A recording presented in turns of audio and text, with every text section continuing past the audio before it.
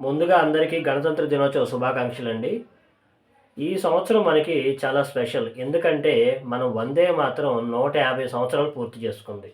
అందుకని మనం ఈ గణతంత్ర దినోత్సవాల్లో ఈసారి స్పెషల్‌గా కొన్ని శకటాలను కూడా మన రాష్ట్రాల తరపు నుంచి సాంస్కృతికంగా ప్రదర్శనలని ఏర్పాటు చేస్తున్నాం. ఇది ఇలా ఉంటే, ఢిల్లీ మొత్తం ఇప్పుడు నో ఫ్లై జోన్‌గా ఏర్పాటు చేశారు.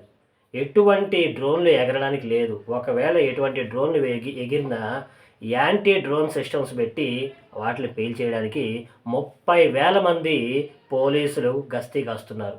అంతేకాకుండా ఆర్టిఫిషియల్ ఇంటెలిజెన్స్‌తో ఢిల్లీ మొత్తం పహారా కాస్తున్నారు.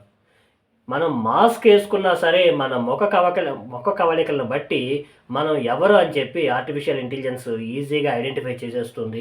ఏ చిన్న అనుమానం కలిగినా సరే పోలీసులు ఇమ్మీడియేట్‌గా అరెస్ట్ చేస్తారు. సో, ఇంత పకడ్బందీగా ఈసారి గణతంత్ర దినోత్సవ వేడుకలనేయి ఢిల్లీలో అద్భుతంగా జరుగుతున్నాయి.